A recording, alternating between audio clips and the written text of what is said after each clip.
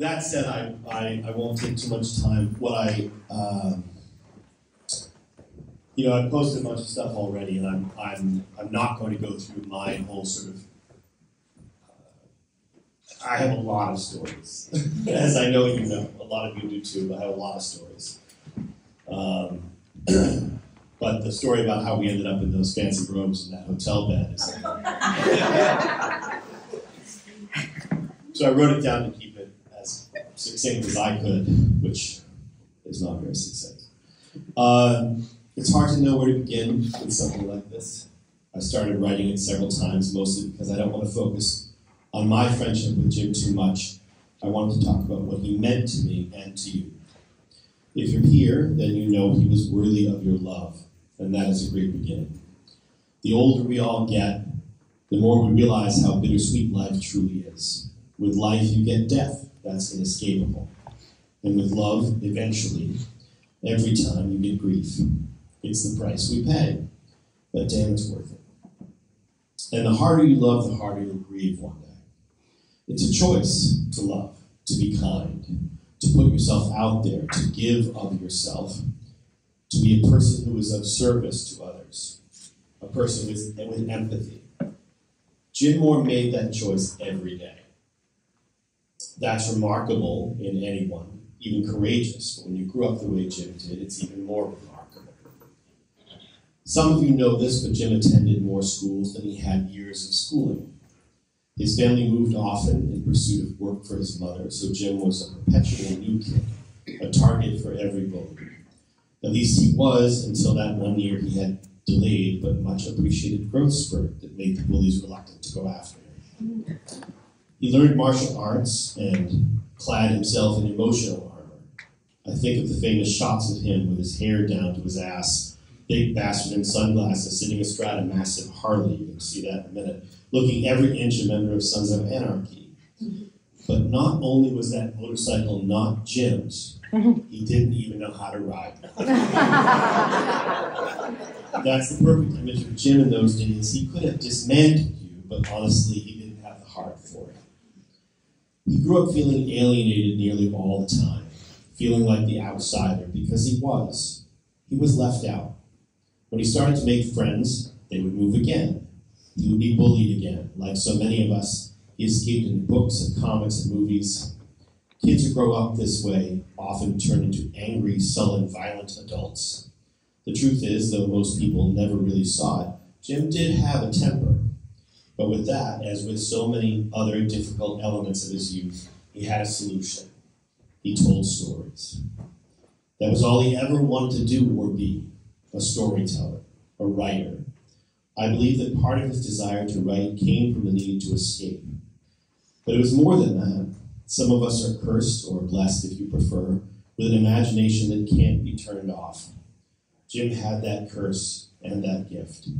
Brainstorming stories, writing, getting paid for doing that was all he wanted. From the extraordinary volume of world building he did at White Wolf, to his first comic sale to Marcus McLaurin at Marvel, to his first original horror novel, he got his dream. I won't go through his bibliography. You would find all kinds of things online. All I will say is that he had a gleefully twisted mind, that he never said no to a paying gig, including Dr. Doom vs. Barbie, and that he loved to murder in print the people who irritated him in real life. Honestly, he relished it a bit too much, but if that kept him from calling me to ask him to help bury a body, it was fine. Those of you who know me know I can be a bit dad-like at times. I'm a control freak, kind of bossy. But if that's the case, Jim was everybody's favorite uncle. The only time he judged you was if you weren't working on your passion. If you were a writer or wanted to be a writer and you were currently working on a story or a novel manuscript, or you weren't, well, woe unto you, my friends. I must have heard him threaten bodily harm and worse more than 100 times. He would interrogate writers as to their current output, and then give them assignments like he was Mr. Miyagi ordering them to wax on, wax off.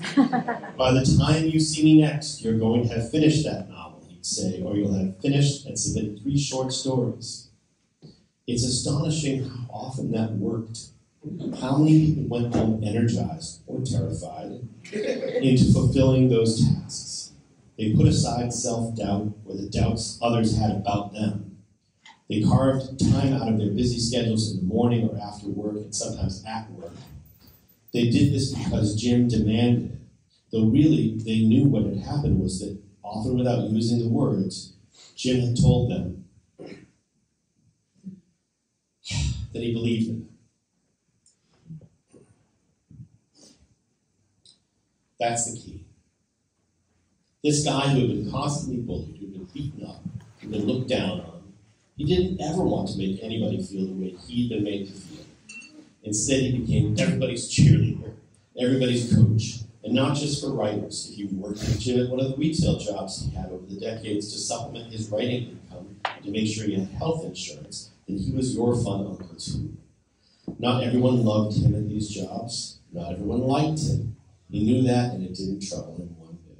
But if you were a kid who needed a mentor, or needed someone to stand up for you, or just someone to talk about movies with, Jim was your guy. Sometimes the manners his mother and a mostly Southern upbringing instilled in him could rub people the wrong way.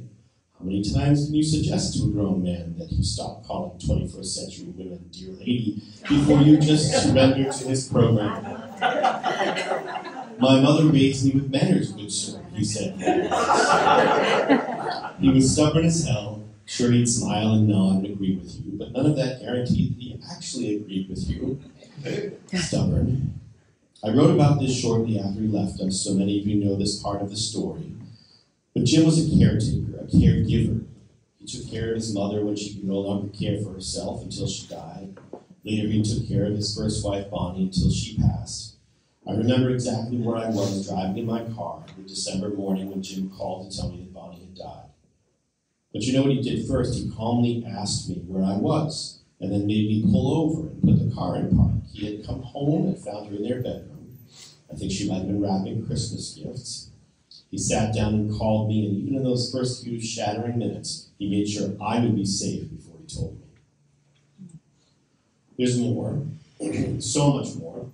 My white-knuckled terror in the passenger seat while he drove a U-Haul towing his car 1,400 miles when we moved into Massachusetts. He also smashed the side of the U-Haul truck, pulling out of the gas station. So John usually asks me.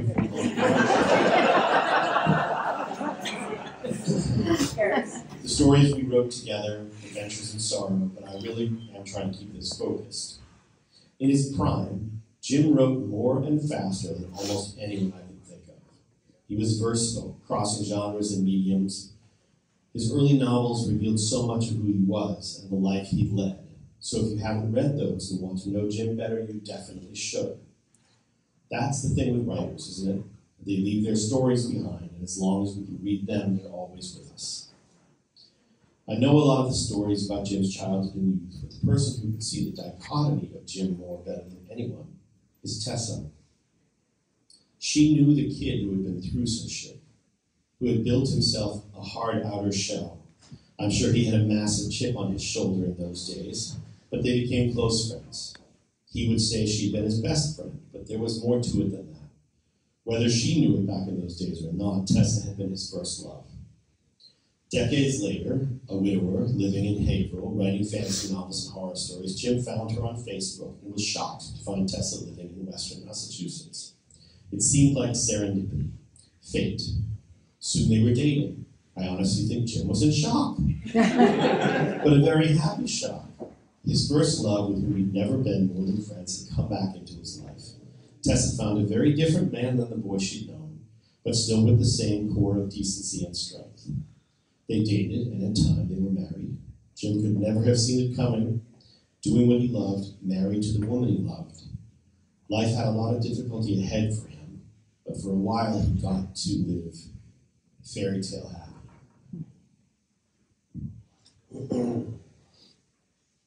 Skipping this next bit, because I'll give you a moment to get through it. And he loved the rest of us too. He had a big heart, and he used it all every day. He believed in justice and equality and kindness. I'm so grateful to have called him my friend.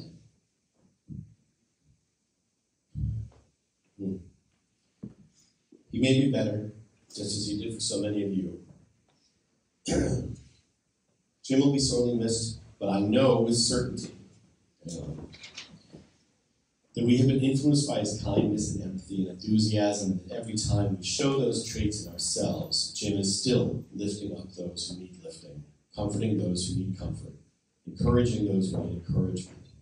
We'll let people know we have faith in them, partly because Jim always reminded us, through his example, how powerful a little faith can be. Those of you who are writers, I have faith in you. Write your damn book, my friends.